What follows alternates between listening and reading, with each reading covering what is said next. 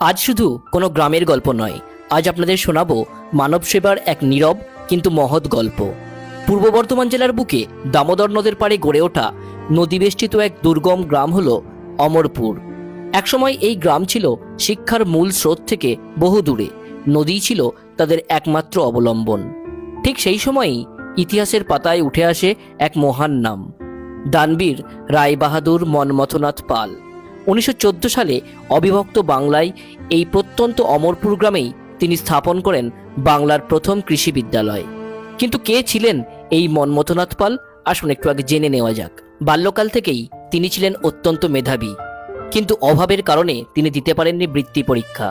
তাই মনের গভীর দুঃখ নিয়ে গ্রাম ছেড়ে পা বাড়িয়েছিলেন শহরের পথে।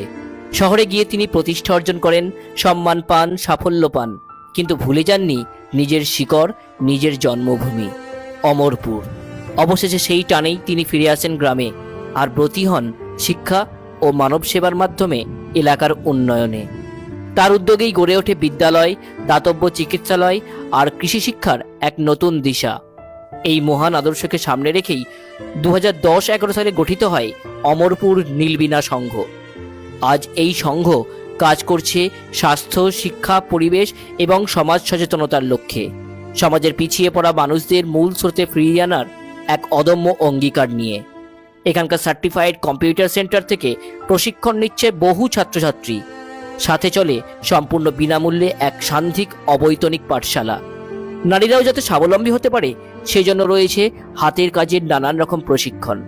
আর এই মানব সেবার পথে যিনি নিঃস্বার্থভাবে পাশে দাঁড়িয়েছেন তিনি হলেন ডক্টর প্রবীর পাল মহাশয়।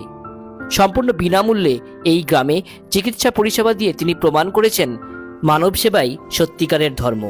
এছাড়াও তিনি এই দামোদর নদের পাড়ে এক অপরূপ মনোরম উদ্যান তৈরি করেছেন, যেখানে আপনারাও আসতে পারেন। পরিবার নিয়ে একদিন আসুন না ঘুরতে, এবং পারলে একটু চড়ুই ভাতিও করে নেবেন। ডাক্তারবাবু কিন্তু এই বিষয়ে যথেষ্ট সচেষ্ট। চলুন এই মহৎ মানুষটির কাছ থেকে শুনে নেওয়া যাক দু একটি কথা। নমস্কার, আমি ডক্টর প্রবীর পাল। এইটা হচ্ছে যে আমার পরিবার অমরপুর নীলবীণা ওয়েলফেয়ার সোসাইটি। আমরা সবাই মিলে একসাথে বিভিন্ন বিভাগ কাজ করছি। হ্যাঁ, আমরা এর থেকে অনেক উন্নতি করতে পেরেছি। আমরা ম্যাডামের কাছে কাজ শিখেছি, শিখে নিজেরা নিজেদের পায়ে দাঁড়িয়েছি। আপনারা আসুন, সবাই আমাদের সাথে যোগ দিন। আমরা যাতে আমাদের এই সংস্থা, আমাদের কাজ এবং আপনাদের সবার সাথে একাত্ম হয়ে চলতে পারি। আপনারা সবাই আসুন। ধন্যবাদ। শুনলেন তো সব কথা, এবার আপনারাও চলে আসুন একদিন। আগামী 22শে ফেব্রুয়ারি রবিবার আমাদের অমরপুর নীলবীণা ওয়েলফেয়ার সোসাইটিতে হতে চলেছে এক বিশাল